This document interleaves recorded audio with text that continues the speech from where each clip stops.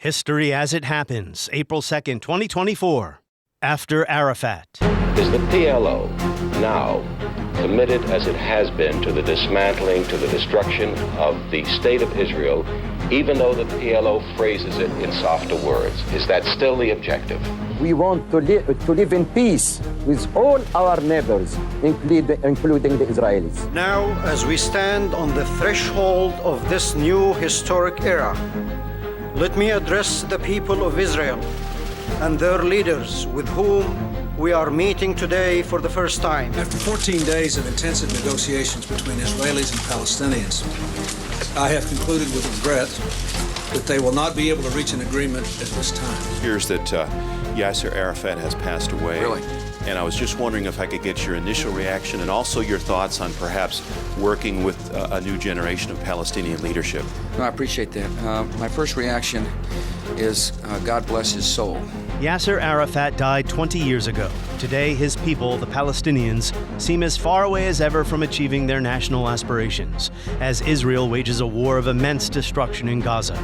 Yasser Arafat, father of Palestinian nationalism, celebrated by some, reviled by others, for all his faults, the last Palestinian leader to sign a major peace agreement with Israel. That's next, as we report History as it happens, a podcast from the Washington Times. I'm Martin DeCaro. In one sense, he oversaw the heights of the Palestinian national movement and the lows of the Palestinian national movement, and his legacy reflects both of those things. This man who worked tirelessly on behalf of the Palestinians, was a leader and seen still today as the kind of the father figure of the Palestinian liberation movement. He resurrected Palestinian national identity after it had been destroyed in the Nakba, and Palestinian society was fractured and in ruins in the refugee camps.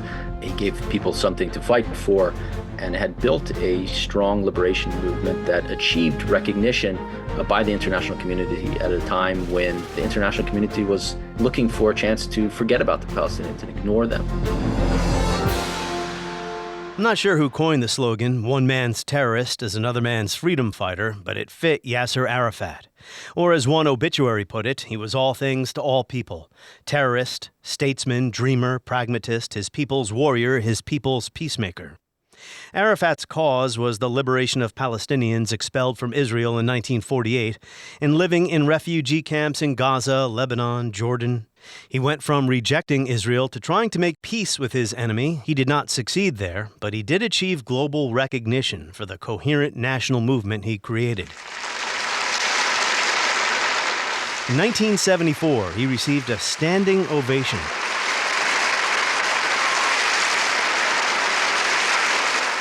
At the UN General Assembly, just 2 years after Palestinian terrorists massacred Israeli athletes at the Munich Olympics. His olive branch speech. The world's in need of tremendous efforts if its aspirations to peace, freedom, justice, equality, and development are to be realized. If its struggle is to be victorious over colonialism, imperialism, neo-colonialism, and racism in all its forms, including Zionism, said Arafat. He closed by saying, "Today I've come bearing an olive branch and a freedom fighter's gun. Do not let the olive branch fall from my hand. War flares up in Palestine, and yet it is in Palestine that peace will be born." Some of you listening here may have despised Arafat, viewed him as a terrorist and a corrupt autocrat after his return to Gaza. He did spill blood in his futile attempt to defeat Israel entirely, a goal he gave up in the mid-1970s in favor of creating a Palestinian state comprising the West Bank and the Gaza Strip, a position that implied but not directly admit Israel's right to exist. That would come in 1988 when Arafat accepted the State of Israel in its pre-1967 boundaries. 5 years later, he was shaking hands with Israeli Prime Minister Yitzhak Rabin on the White House lawn. The signing of the Oslo Accords.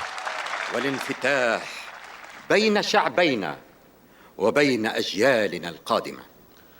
Now, as we stand on the threshold of this new historic era, let me address the people of Israel and their leaders with whom we are meeting today for the first time. And let me assure them that the difficult decision we reached together was one that required great and exceptional courage.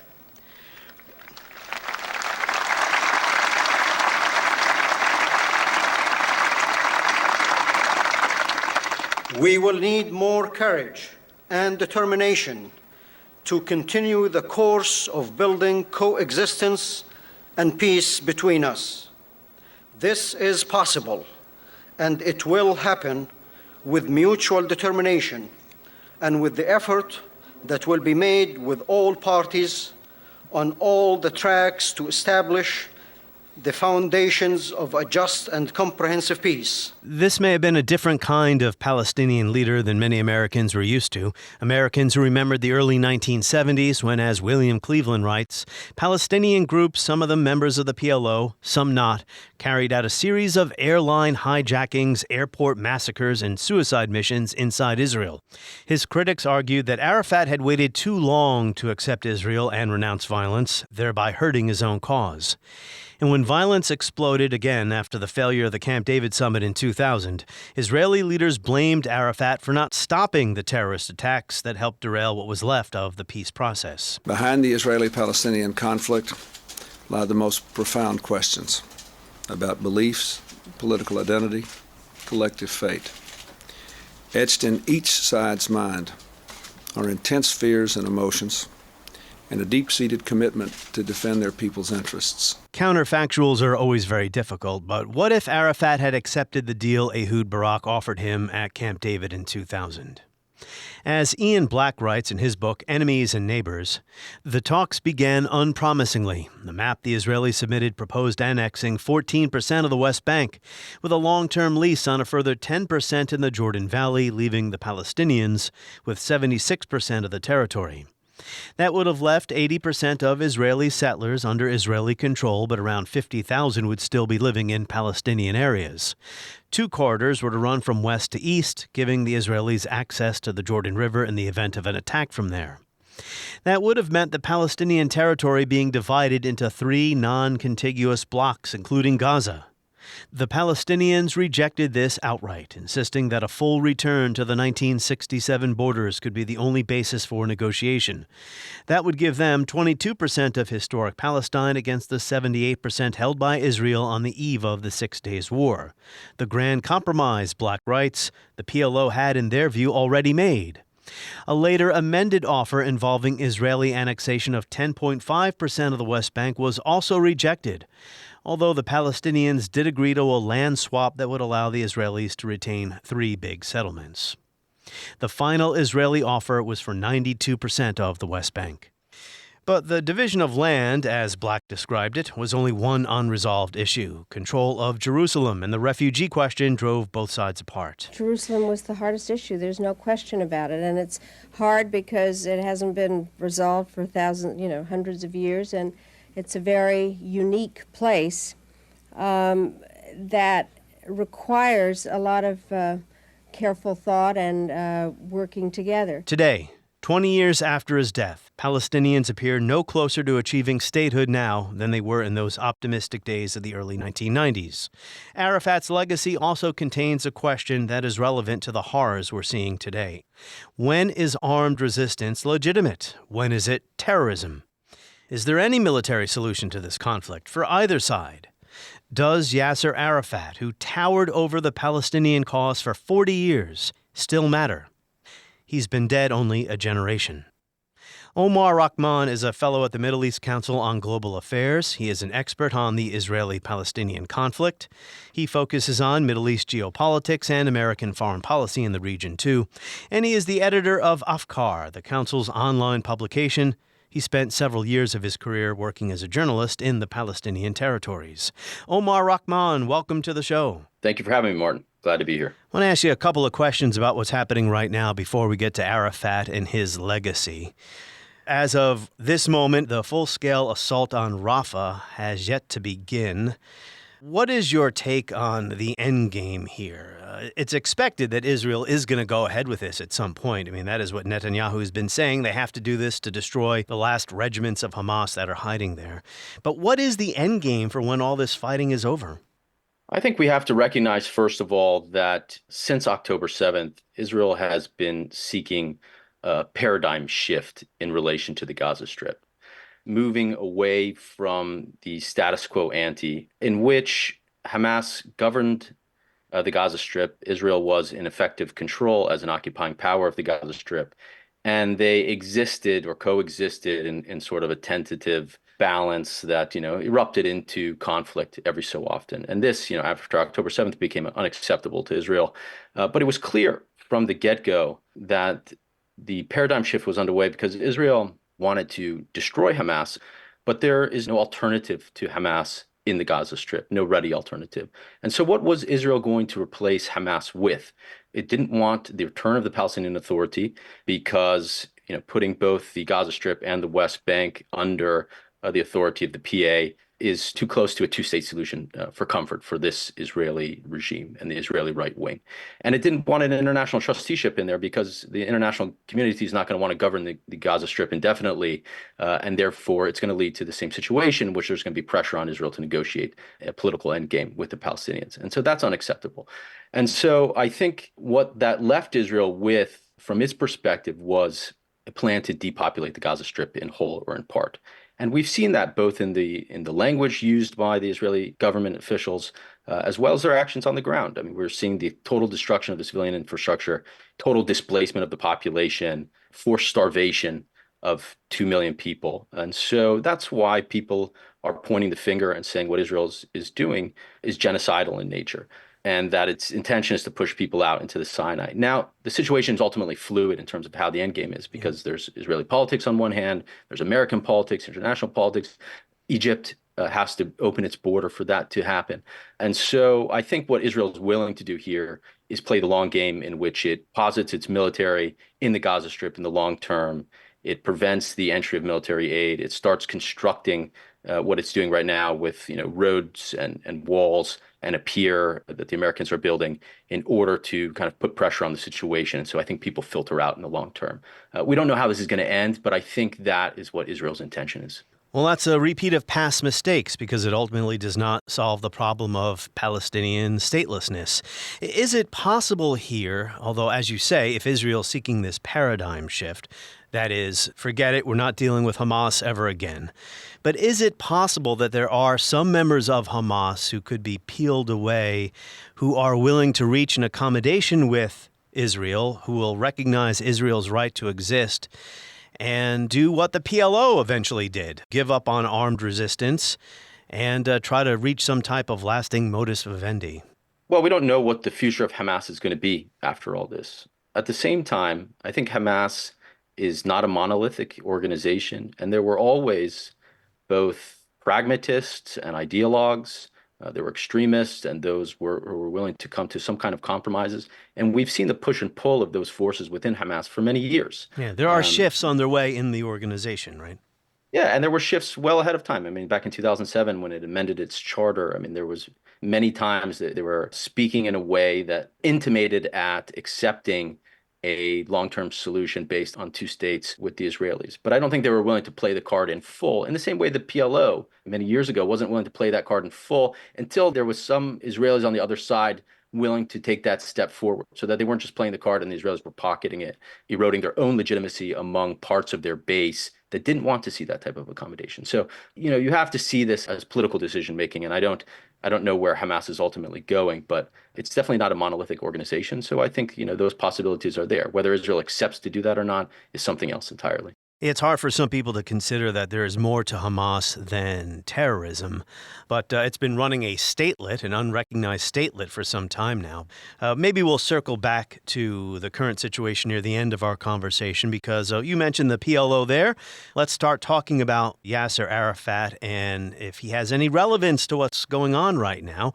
I think it's a good way to try to understand the origins of the conflict by probing different chapters of the past. But, when we were in communication trying to set up this conversation, you mentioned that you don't think about Arafat very much. Either do I. Actually got the idea for this from a listener who said, you did an episode on Netanyahu, as I did recently with Nimrod Gorin, so why not Arafat? Do Palestinians think of Arafat very much anymore? I mean, he died 20 years ago, so it's been a generation. Do they invoke him for any reason? I mean, as you said, he passed away 20 years ago, and so his immediate presence in Palestinian life is not there. But at the same time, he is an iconic figure, the father of the Palestinian national movement, so to speak. I mean, in the same way, our founding fathers play a role in American life, and we look to them for inspiration to some extent, but are not necessarily present in our daily lives. I think Yasser Arafat plays that role, but in obviously a much more recent context. And when you juxtapose him to the current Palestinian leadership, he was a leader in a way that the current leadership absolutely is not. Well, what's the difference between him and the current leadership? Because I think a lot of Americans remember Arafat differently than, say, Palestinians might. They think of him as an authoritarian, corrupt, terrorist leader who really never had a popular base here in the United States. So what's the difference there then? The framing and the portrayal of Arafat in the United States is obviously a framing that was made by Israel and its supporters in the United States. He was a detested figure in Israel. There's no doubt about that. And he's beloved in other parts of the world. I mean, if you look at somebody who we appreciate in the United States, who's Nelson Mandela, for example. Nelson Mandela considered Arafat a friend and brother, somebody that stood by the side of the South Africans in their fight against apartheid. After the fall of apartheid South Africa, there was a lot of pressure on Mandela after he became president to kind of renounce Yasser Arafat, and he refused. He refused. I mean, you can go back and look at old videos with Ted Koppel and interviews like that, and he refused because he saw a different side of Arafat and recognized that the Palestinian people do. And so I think our portrayal in the United States is not necessarily true. But one thing about Arafat is, again, he was a dynamic personality, a charismatic leader in the way that Mahmoud Abbas is certainly not. And he believed in inclusivity. He brought his role as the chairman of the PLO was to bring the various factions of the Palestinian national movement together and to kind of lead a cohesive national movement with a coherent national agenda. Mahmoud Abbas has done the opposite of that. He's monopolized power, he's sidelined any other dissenters, and he's kind of hollowed out these institutions in a way that has left the Palestinians extremely vulnerable in a moment like we're currently in which there's really nobody at the helm of the Palestinian national movement at the moment, at its moment of absolute crisis, almost unparalleled since 1948. I don't think we would be here today if Yasser Arafat actually was still alive, because I think years ago he would have found a way to reconcile with Hamas after the rupture that occurred in 2007.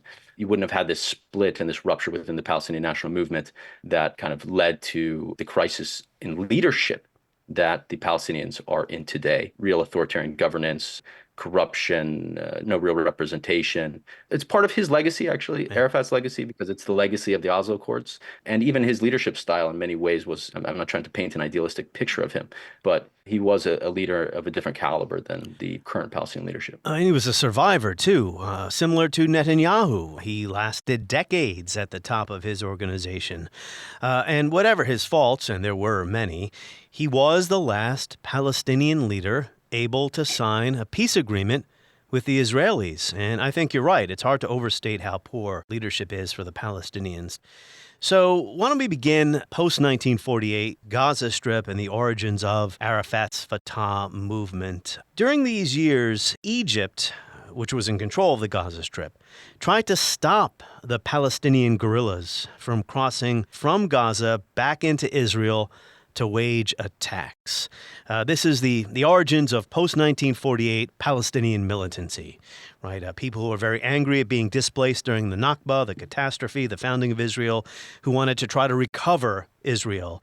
Why were the Egyptians trying to stop the Palestinians from doing this, and how did that help shape Palestinian resistance? Well, first of all, the first people who were stewing in refugee camps in the Gaza Strip and elsewhere in Lebanon and Jordan were initially just trying to return to their land. They had been in these refugee camps for 1, 2, 3 years. And in the case of the Gaza Strip, they're mostly displaced from villages right outside of the Gaza Strip. And this was not, some securitized border. They can look out and see their lands being taken and their homes being taken from them. Many people were trying to just return, and Israel imposed a policy in those early years of considering these people infiltrators and shooting to kill. And many were indeed killed. That's right. Thousands were. Thousands were killed during this period. Imagine just trying to return to their homes per the right of return that was guaranteed by the United Nations, in which it said these people should be allowed to return to their homes, the same United Nations which had created the state of Israel. But Israel did not want that because it had ethnically cleansed Palestine with a purpose, which was to create a Jewish majority in which there had previously been none. And so in order to have the state of Israel, it needed that Jewish majority, and it could not allow the return of the refugees. In the same way it persists today in denying the right of return to Palestinians for that same reason.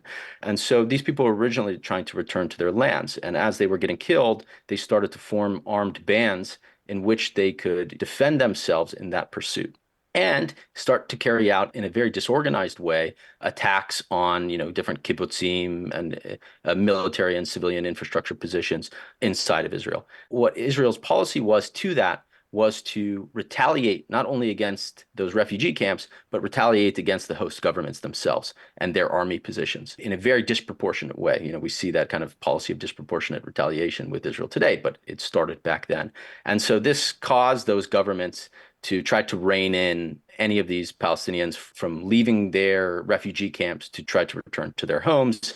And as these guerrilla groups started growing in sophistication and revolutionary fervor and a desire to return their home and this type of Palestinian nationalism, that was felt as threatening by these regimes that were unwilling to confront the Israelis again after the defeat in 1948 because they viewed Israel as militarily superior and as backed by the powers of the day, the United States, Britain, France, Russia, the Soviet Union. And so they were unwilling to confront Israel in that regard, and they didn't want the Palestinians agitating to that effect. Rashid Khalidi, in his book, The 100 Years' War on Palestine, he says the Israeli leadership during this time struggled over the policy of disproportionate force in 1954 and 55, with then Defense Minister Ben-Gurion taking a bellicose position against the more pragmatic, nuanced stance of Prime Minister Moshe Sharett. Ben-Gurion believed that only the unremitting application of force would oblige the Arab states to make peace on Israel's terms. Really, the Palestinian refugees weren't wanted in any of their host countries. Only in Jordan were Palestinians, for instance, allowed to even obtain citizenship. So did Arafat have any personal involvement in what was going on in 48 or then in the 1956 war, because the Palestinian militancy in the Gaza Strip is seen by some as a factor in provoking Israel in the 1956 war, in which it colluded with Britain and France? Well, Arafat was indeed a participant in the 1948 war. I mean, first, he was very young in Egypt at the time, but he started gun running and smuggling arms to the Palestinian fighters and irregulars within Palestine as a youth, as like a 17-year-old, and then in fact went and fought in 1948 in some battles. And then he continued to be politically active from Egypt, especially as a student. He was the president of the Palestine Student Union, or the Union of Palestinian Students from Egypt, was helping to train guerrillas and do all that kind of work. Cairo University, right? In 1956, he volunteered in the Egyptian military, actually. But at the same time, I wouldn't say, yes, there were guerrilla actions, especially from the Gaza Strip, that were provoking the type of retaliation from the Israelis that I was saying. And the Israelis wanted to demonstrate something to those regimes as well, again, through that use of disproportionate force that you mentioned. But I wouldn't say that 1956 was as much of a provocation based on that as it was even more Cold War politics having to do with eventually Nasser's nationalization of the Suez Canal, Britain and France taking umbrage with that, conspiring with the Israelis to invade Egypt and depose Nasser. And that also had to do with Nasser seeking weapons, first from the United States, then from the Soviet Union, and then after he acquired weapons from the Soviet Union, the United States deciding to pull out of financing for the Aswar Dam project. And so this kind of led to an uptick and then eventually Nasser's nationalization. So that was the point. But the Israelis were involved in that because they had territorial ambitions in which they captured the Gaza Strip and the Sinai Peninsula in 1956 and did not want to give it back. And it took a lot of pressure from the Eisenhower administration in the United States to eventually force the Israelis to relinquish that territory. So even back then, they wanted to take control of the Gaza Strip, and they did, and they occupied it for months. Just to refer to Khalidi's book again, he says the events of 56 were an early installment of the heavy price that the people of Gaza paid and still pay in the continuing war on the Palestinians. The French historian Jean-Pierre Filiu, who's been a guest on my show, chronicles a total of 12 major Israeli military campaigns against Gaza going back to 1948. Khalidi says as the occupying Israeli troops swept through Gaza towns and refugee camps of Khan Yunis and Rafah in November 1956, again, this is the Suez Crisis, more than 450 people, male civilians, were killed, most of them summarily executed. So Fatah is formed in 1959, one of many groups that arose among irredentist Palestinian circles during these years. We're talking about 1950s all the way to, say, the aftermath of the June War in 1967. These different groups sought to reestablish Palestinians as a force with their own distinct interests and rights. It doesn't seem their violent actions were very effective, but they had some symbolic power, right? Yes. I mean, first of all, there were numerous factions that arose during that period, Fatah being one of them that came to be the largest one.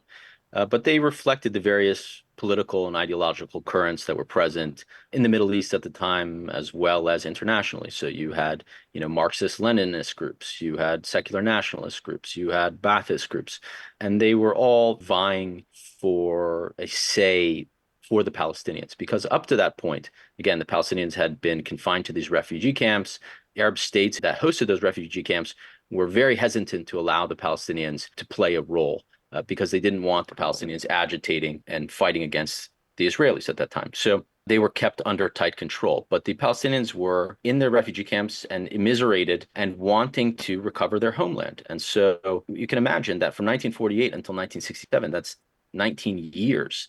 Palestinians in those refugee camps were feeling betrayed by the Arab states and wanting to take control over their own agency. And Fatah, which was formed actually in Kuwait by Yasser Arafat and some of his colleagues, who actually many of them had come through Gaza as well, had studied in Egypt and had moved to the Gulf for work, but had continued to organize politically. They founded this organization, which is a secular nationalist movement that's non-ideological, in the same vein as some of the other groups, to carry on that fight of armed resistance against the Israelis and to take control over Palestinian agency, not to rely on the Arab states. These were middle-class intellectuals at the head of Fatah at this moment, or? Yes, professionals. I mean, Yasser Arafat was an engineer. There were doctors and other middle-class people that had studied and were eager to take part. So yeah, there were different strands of thinking here on the Palestinian side. You mentioned them: Marxism, Baathism, Pan-Arabism.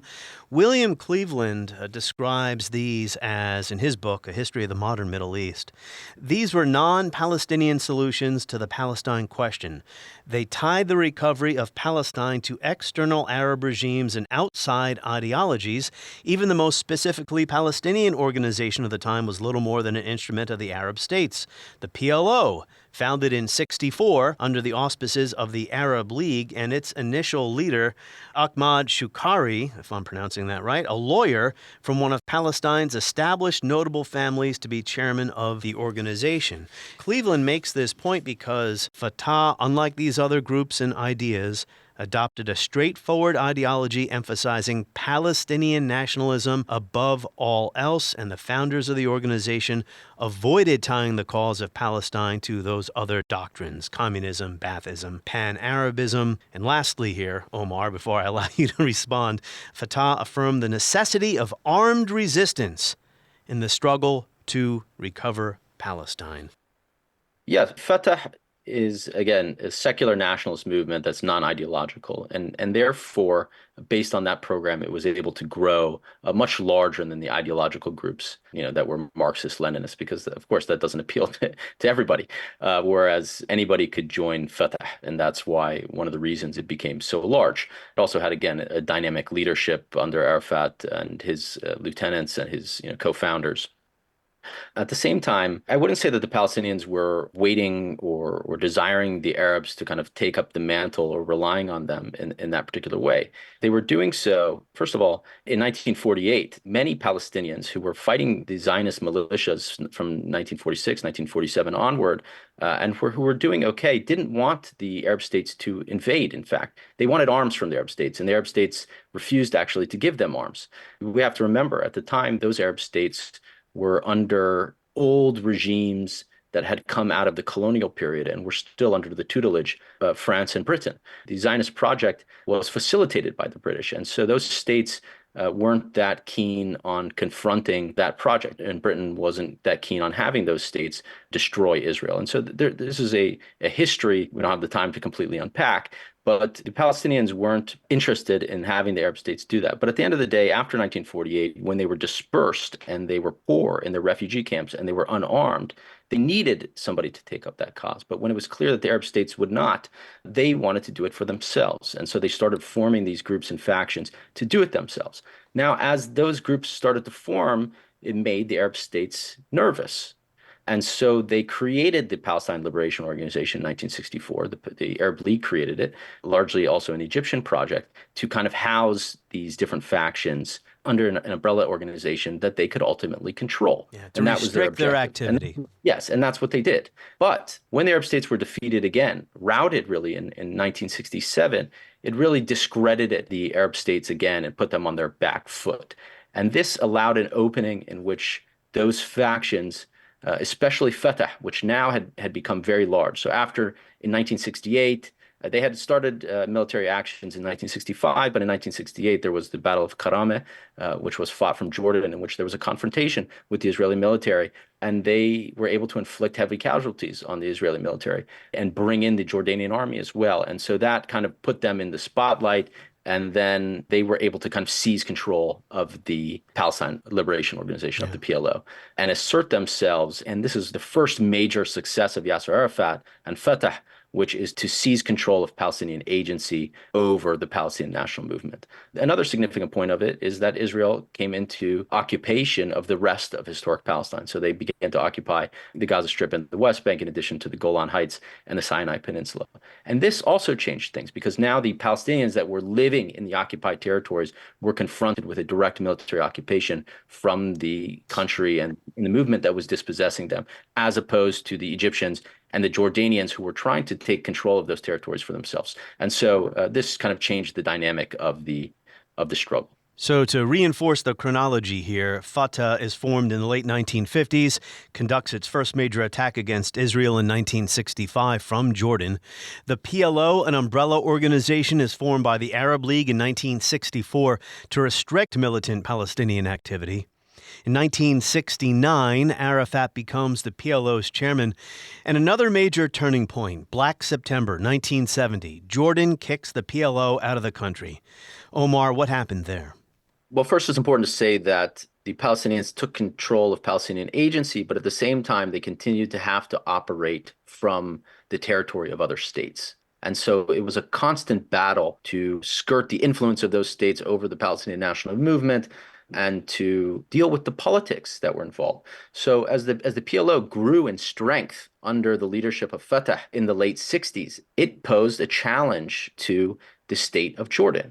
This is a revolutionary organization whose operating logic is very different than the state of Jordan, which is trying to consolidate control over its own territory and have stability and all those type of things. And so it brought them into confrontation. What the catalyst was for the civil war, essentially, that broke out between the PLO and the state of Jordan, the PFLP, which is the Popular Front for the Liberation of Palestine, which is another faction within the PLO, hijacked a number of planes, landed them in Jordan, emptied them, and then blew them up. A number of states started putting pressure on Jordan to take control over its own territory. And so a confrontation ensued with the PLO. Eventually, the PLO was expelled from Jordan. And they went to Lebanon, and their presence there helped destabilize Lebanon and helped lead to that country's terrible civil war.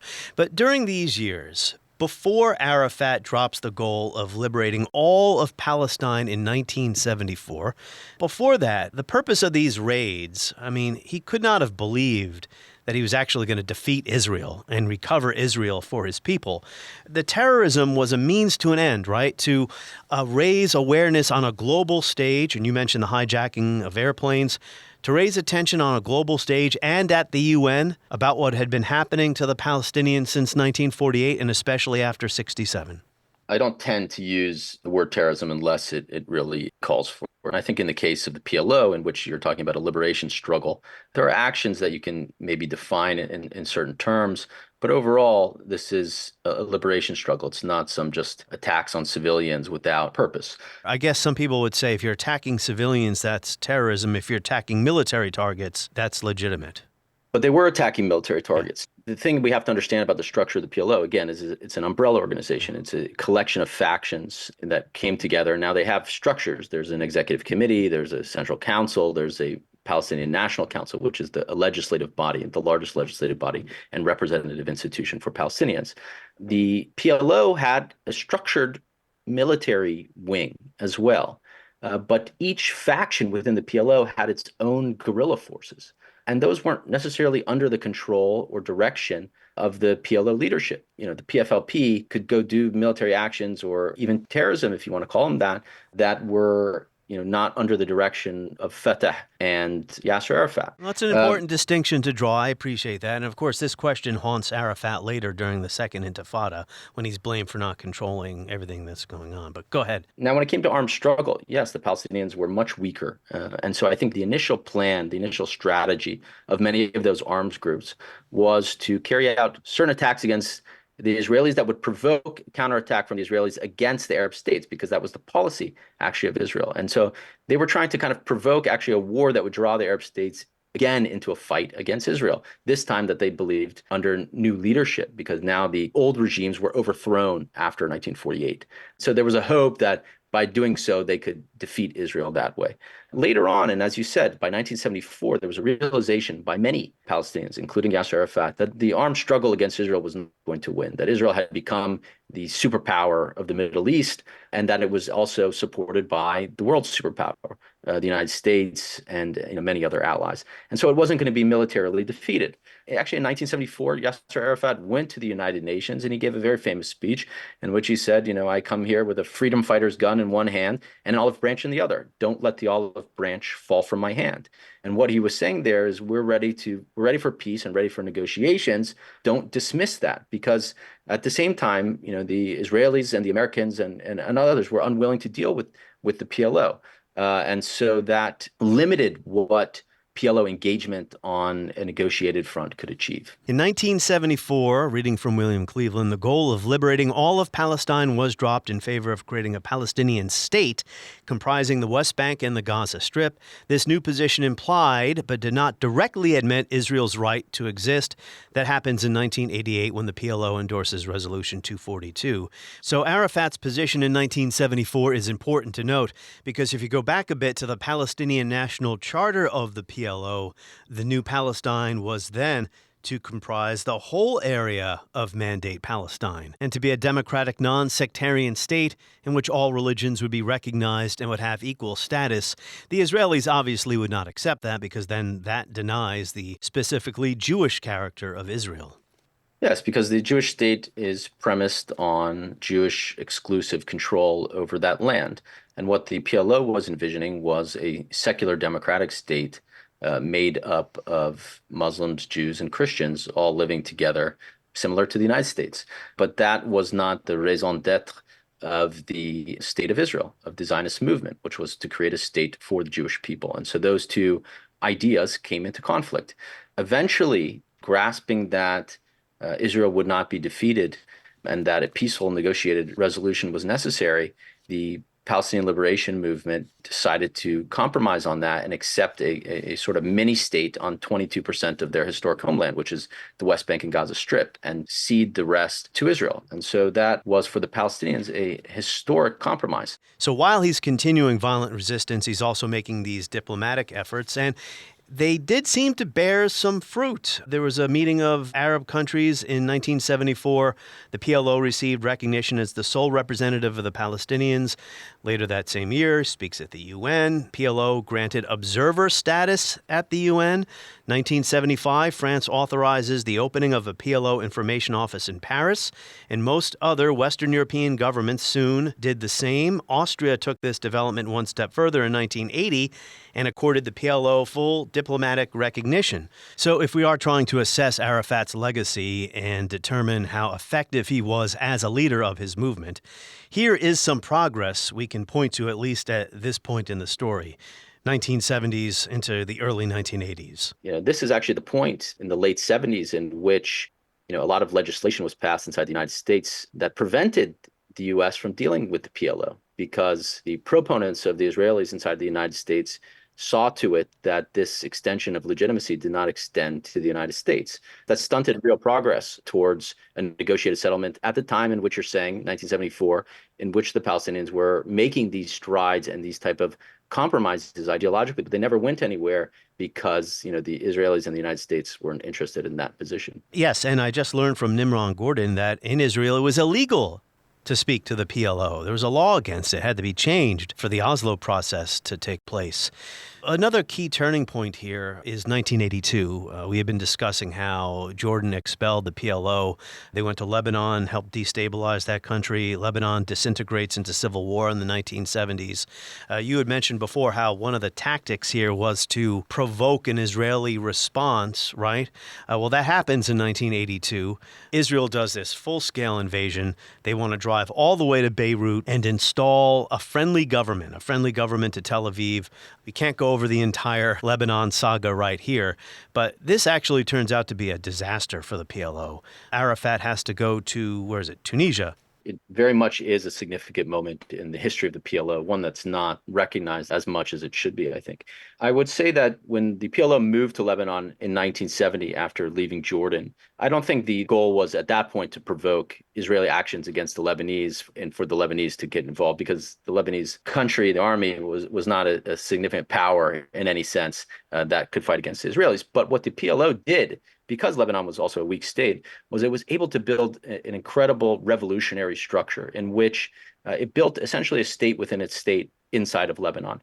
Hospitals and schools and a healthcare system and factories in which it created a manufacturing base, sold goods, all to kind of support and build the financial structure for this revolutionary movement and this organization, the PLO, to fight back against the Israelis. That, again, also helped put pressure and destabilize the situation in Lebanon inadvertently. The result of the Israeli invasion, which many people are comparing to what the Israelis are doing in Gaza today on a much larger scale, but to the same effect, the goal of it was to root out and destroy the PLO. Much like they're saying they're going to destroy Hamas. In negotiations with the United States, the PLO agreed to leave. Our purpose will be to assist the Lebanese armed forces in carrying out their responsibility for ensuring the departure of PLO leaders, officers, and combatants in Beirut from Lebanese territory under safe and orderly conditions. The presence of United States forces also will facilitate the restoration of the sovereignty and authority of the Lebanese government over the Beirut area. And this ended up being a disaster for the PLO's fortunes because, for one, it was broken up. The military cadres went to Yemen and elsewhere and were dispersed, and the political cadres, as you said, went to Tunisia, which is far away. So for the first time, the PLO was separated, no longer on the border of its former homeland and able to carry on a struggle for liberation. At the same time, powers that were involved in Lebanon as well, like Hafez al-Assad's Syria, tried to overtake the PLO by creating uprisings within it by groups that they controlled. And so that really created huge problems for the PLO. At the same time, when the PLO moved to Tunisia, it was not only not on its border, but it was outside of its base of support, which were the refugee camps. The Palestinian liberation struggle came out of the refugee camps, and now it was disconnected from those refugee camps. And the refugees actually were very vulnerable to Israeli attacks, and there were massacres, Sabra and Shatila, that happened in 1983. My fellow Americans, the scenes that the whole world witnessed this past weekend were among the most heartrending in the long nightmare of Lebanon's agony. Millions of us have seen pictures of the Palestinian victims of this tragedy. There's little that words can add, but there are actions we can and must take to bring that nightmare to an end. And the state within a state, the structure that was giving power to the PLO was destroyed by Israel. And therefore, the PLO became dependent, much more dependent on outside forces. And out of touch with the people on the ground in the occupied territories, as you say. During these years, Arafat was out of the picture. He's in Tunisia when the first Intifada breaks out in 1987. That goes on for several years into the early 1990s, and you can say it does lead to the Oslo process. But during this time, other groups emerge that Arafat's organization has to compete with, if you will, for leadership of the Palestinian cause. Hamas emerges in the late 1980s. Hezbollah emerges in Lebanon as a result of the Israeli invasion, of course. So before we get to Arafat's eventual return to Gaza, why did he agree to the Oslo process? So with the PLO in Tunis, as you said, now you go through this period in the 80s in which it's very difficult to fight what Israel's doing on the ground. And Israel at the time was led by very right-wing leadership, Menachem Begin and then Yitzhak Shamir, who were intent on taking control of the occupied territories indefinitely and never ceding them at all. There was a lot of pressure internally on the population to do something, and there was a lot of frustration, and eventually the uprising, the spontaneous uprising that you talked about, grassroots uprising from the occupied territories itself. So the gravity of the resistance movement, shifted from Tunis to the occupied territories themselves, and really never left. That's something important. I'm not going to get into the competition with Hezbollah because that's really a Lebanese phenomenon owing to the Israeli occupation of South Lebanon. But with Hamas, it's very important because the founding of Hamas came out of the Muslim Brotherhood in the Palestinian territories. And I know you've done a podcast on Hamas, so I'm not going to get too deep into it. At its infancy, Israel supported the Muslim Brotherhood because it saw it, in one sense, as a counter to the nationalism of the PLO. And it sought to create this kind of split, this rift of loyalties among the Palestinian population inside the occupied territories. At the same time, the Islamists, the Muslim Brotherhood, weren't necessarily they weren't political, and they weren't calling for armed resistance at all. And so Israel thought that this was a good counterweight, and that obviously eventually blew up in their faces. Although it did eventually succeed in dividing the Palestinians and creating these type of rifts which have haunted the Palestinians ever since. At the same time, what the Intifada did was it put pressure both on the PLO to take a certain initiative, and it put pressure on the Israelis and the international community to do something. And the Israelis finally had to come to the negotiation table under pressure from the first Bush administration to kind of negotiate a settlement with the Palestinians. But the PLO was not allowed to be a part of that process. It was excluded from it. And so the Israelis, along with the different Arab states and the Palestinian Jordanian delegation at Madrid and then in Washington, were negotiating, but it wasn't really going anywhere because the Palestinian negotiators understood what the Israelis were trying to do, and they had much more leverage in their pockets as a result of the Intifada. And so there was some kind of parallel dialogue happening in secret between PLO figures and some left-wing Israelis in Oslo. And the Israelis found, and Rabin came to power in 1992, and the Israelis found that the PLO was at this stage much more pliant, much more willing to come to terms with the Israelis in a way that the Israelis saw fitting their interests. And it produced results for them because the PLO was at its weakest point. It was basically bankrupt at this point. Again, it was in Tunisia. Its fortunes had fallen. The Yasser Arafat had decided in 1990 to cast his lot, so to speak, although it's a more complicated picture than this, with Saddam Hussein in the first Gulf War, and that had isolated him from his patrons in the Gulf, Saudi Arabia and others, and Kuwait. And so the PLO leadership under Yasser Arafat was under immense pressure at this time, and it was very weak. And so it came to terms with the Israelis in ways that were much more favorable to Israel than they were making headway with the Palestinian negotiators in Washington. Yes, and then there's the famous news conference on a sun-splashed White House lawn with Clinton, Rabin, Shimon Peres, Arafat, who spoke through an interpreter. And I've often brought up something that Rabin said during his remarks about how difficult this was for everybody. Let me say to you, the Palestinians, We are destined to live together on the same soil, in the same land. We, the soldiers who have returned from battles stained with blood, we who have seen our relatives and friends killed before our eyes, we who have attended their funerals and cannot look into the eyes of their parents, we who have come from a land where parents buried their children, we who have fought against you, the Palestinians, we say to you today, in a loud and a clear voice, enough of blood and tears. Enough! And I wonder if Arafat also faced backlash within his movement as well for seeking peace. Yes, absolutely. I mean, I think at this point, Palestinians were itching for peace. I mean, they wanted an end to this because, unlike the Israelis, the Palestinians are under occupation and statelessness. And that's why there was an intifada, because the Israeli occupation policies grew so severe. Exactly. You know, the Palestinians wanted a type of settlement. And so there was criticism, not necessarily as much for the peace process itself, for negotiating with the Israelis and coming to an end of terms, more for the agreement that came out of those negotiations, because the Oslo Accords are extremely flawed and problematic, and that bore out in the history that resulted from this. You know, we talk about mutual recognition, but really there was no mutual recognition. The Palestinians recognized Israel's right to exist and recognized Israel and therefore its self-determination. But Israel never recognized Palestinian self-determination and their right to sovereignty. It recognized the PLO as the representative of the Palestinians. So that's not really mutual. There was no talk of curbing the building of settlements and all these other kind of things. And so it was really a poor document. So the PLO settlement construction continued. You're right. I think that would surprise a lot of people listening to this. Recognition took place on the Palestinian side first. Israel had a general election in October 1988, reading from Ian Black's book here, Enemies and Neighbors.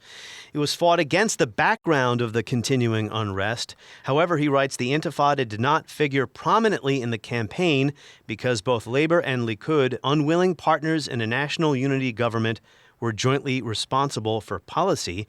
Yitzhak Rabin, who would be the peacemaker later, boasted that he had killed or jailed and expelled more Arabs than any Likud defense minister.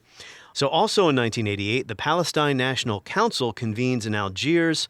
Arafat formally announces the creation of a Palestine. Black says it was a landmark moment, and the document rose to the occasion politically, legally, and emotionally.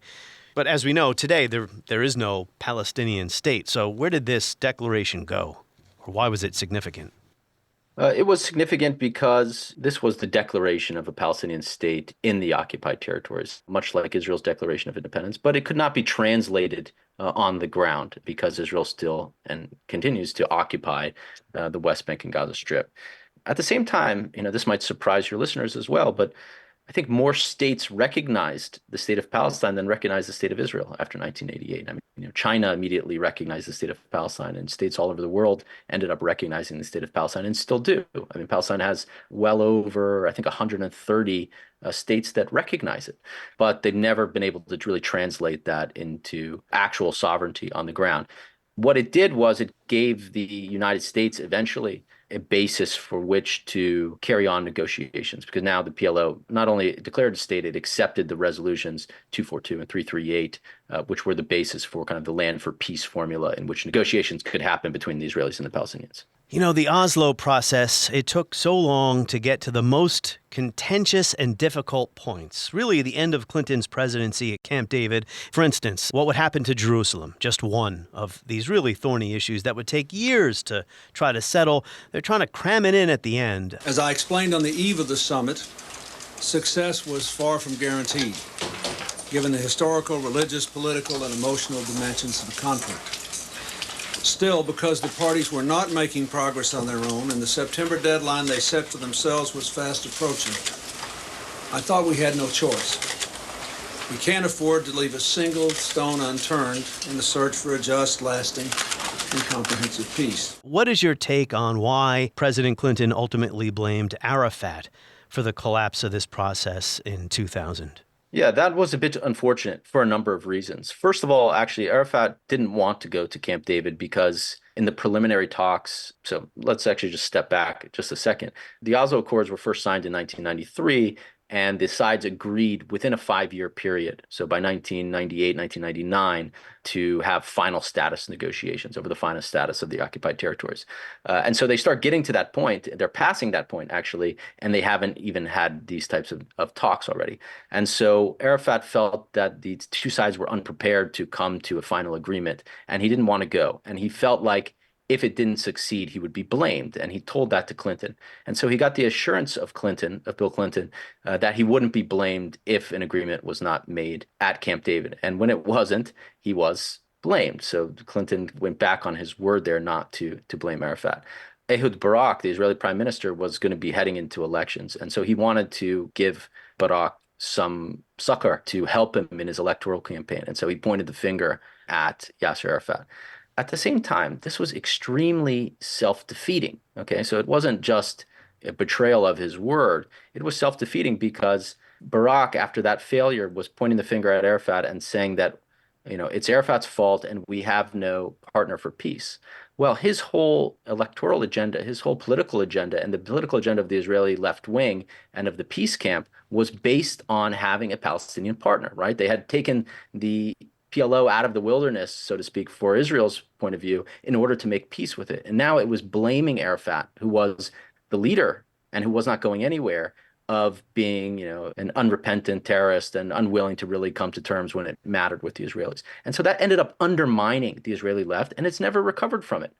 Because if the Israeli left's political agenda was no longer feasible, then the Israeli right was the alternative. And we've seen a steady move to the right among the Israeli public. Also, obviously, that had to do with the violence of the Second Intifada and the security situation for Israelis. But it was also partly a result of pointing the finger at Arafat at the end of Camp David. During the 1990s, during the Oslo process, both sides worked to undermine the letter and the spirit of the Oslo I and Oslo II documents. For instance, Hamas opposed the peace process. They're doing suicide bombings inside Israel. Settlement activity on the part of the Israelis didn't stop. It actually may have accelerated at one point. And then, of course, Sharon shows up. Where was it again? The Haram al-Sharif, the Temple Mount, the Al-Aqsa Mosque compound.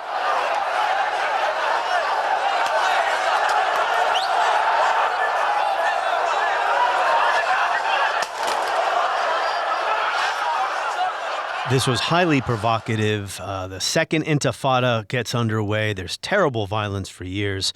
Arafat was often blamed for not doing enough to stop the violence. Hamas was doing suicide bombings in Israel. To what degree was this his fault? Well, if you go back to the kind of the details, the minutiae of the history there, again, you had this whole period in the 1990s in which the freedom of movement, the economy for the Palestinians, all of these things were getting worse as a result of the implementation of the Oslo Accords and the expansion of the settlements. And the security situation was very bad for both sides. You had attacks by Jewish settlers and soldiers on the Palestinians. You had terrorism from Hamas and other groups against Israeli civilians. The security situation was deteriorating for Israel. But for the Palestinians, the pressure was mounting because the occupation was entrenching itself in a different way. It was, instead of a direct occupation that had preceded Oslo, it was an indirect occupation and a strangulation of the Palestinian territories that ensued afterwards.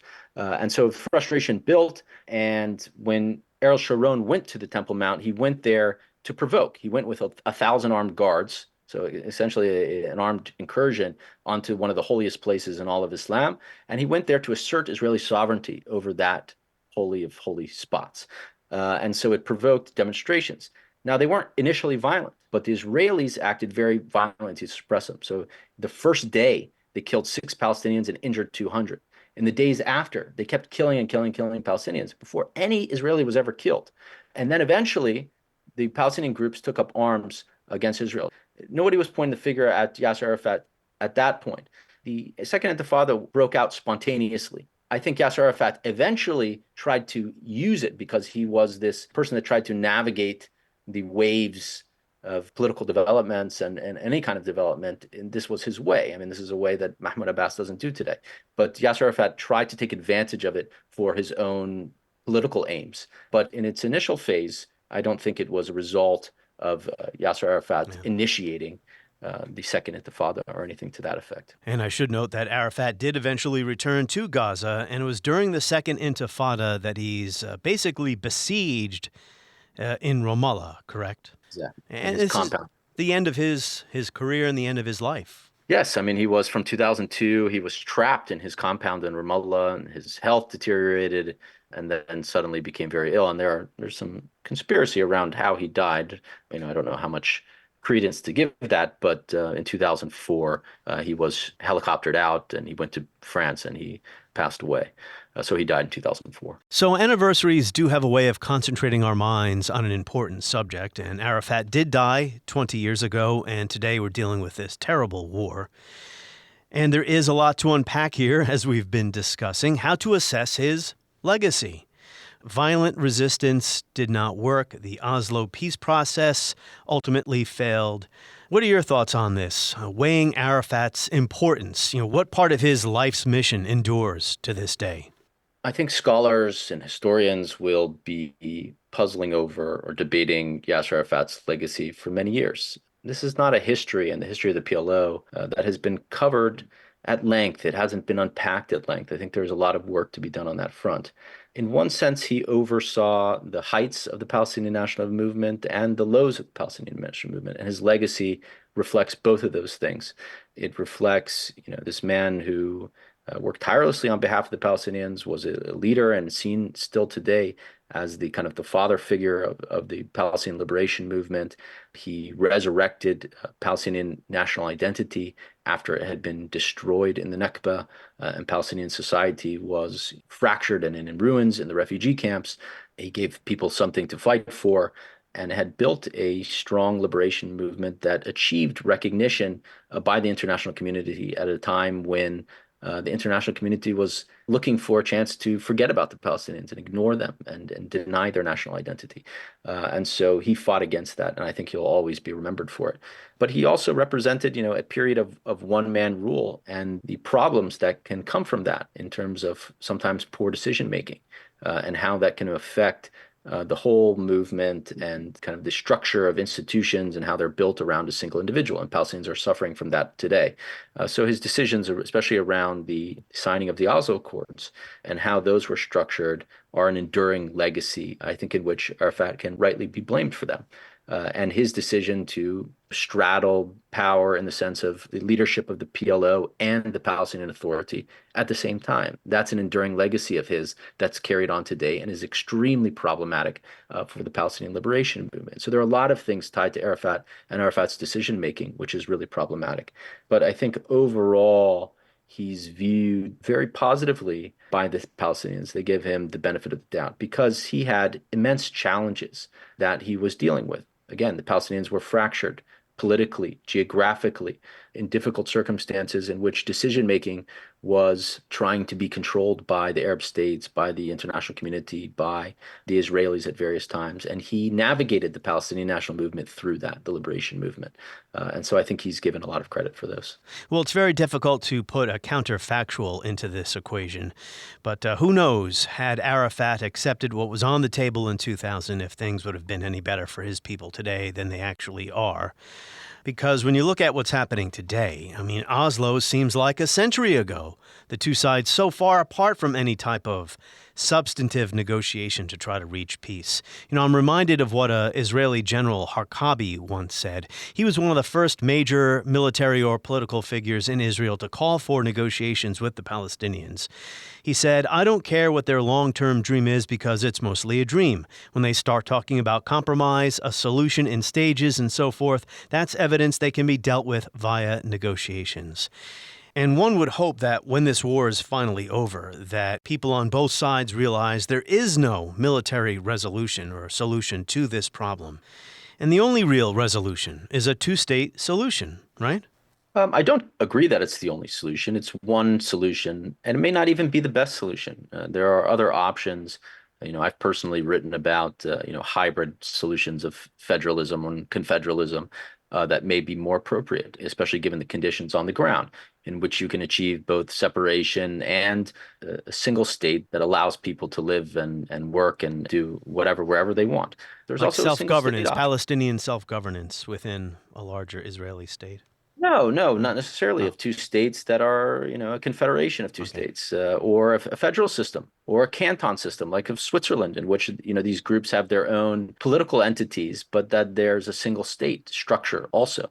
I think there are multiple solutions. There's also just a single democratic state solution. I mean, that is positive in many ways. Maybe it's idealistic in many ways, and maybe it's problematic in many ways. But a number of states have gone through very problematic times of violence against each other, and have come out on the other end in a peaceful state. So I wouldn't put anything beyond the politics. It looks very grim at the moment, but I wouldn't put anything beyond the politics. I would quibble with one thing you said, which is that Yasser Arafat was the last leader that could shake hands or sign an agreement with the Israelis. I mean, for all the faults of Abu Mazen, and I'm one of his staunchest critics and have been for a very long time, Abu Mazen still is committed to a negotiated two-state solution with the Israelis. The problem with Abu Mazen is that, and this is Mahmoud Abbas I'm talking about, is that when Netanyahu came to power in 2009 and Abu Mazen had worked tirelessly with the Americans and the Europeans to produce a state, and he did. I mean, by 2011, it was recognized by the UN, by others, by all the stakeholders, that the Palestinians were more ready for statehood than some states that are part of the United Nations, but met an intransigent Netanyahu on the other side. He remained committed to that program without adjusting to the realization that if you had an Israeli side that was unwilling to come to negotiations or unwilling to meet you on the other end, what do you do? And so he kind of dropped the good governance aspect of it and just held on to power and continued to have security coordination with the Israelis. All of these things eroded his legitimacy among his own people. I think that is the problem with Abu Mazen, is that he's clung to power with no vision of the future and repressed his people in order to stay in power as his legitimacy eroded. And put yourself in their shoes. Look at the world through their eyes. It is not fair that a Palestinian child cannot grow up in a state of their own.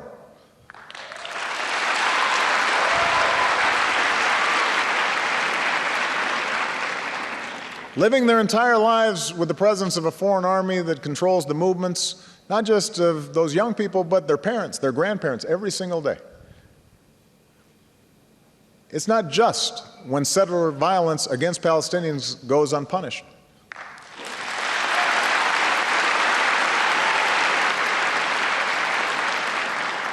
It's not right to prevent Palestinians from farming their lands or restricting a student's ability to move around the West Bank or displace Palestinian families from their homes.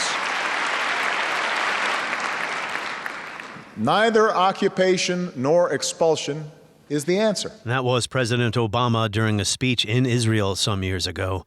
The presidents, the politicians change, but the words that describe the situation in Israel and the Palestinian territories stay the same. On the next episode of History as It Happens, it'll be the next installment in our series on important elections, the election of 1992. Next, as we report History as It Happens, a podcast from the Washington Times.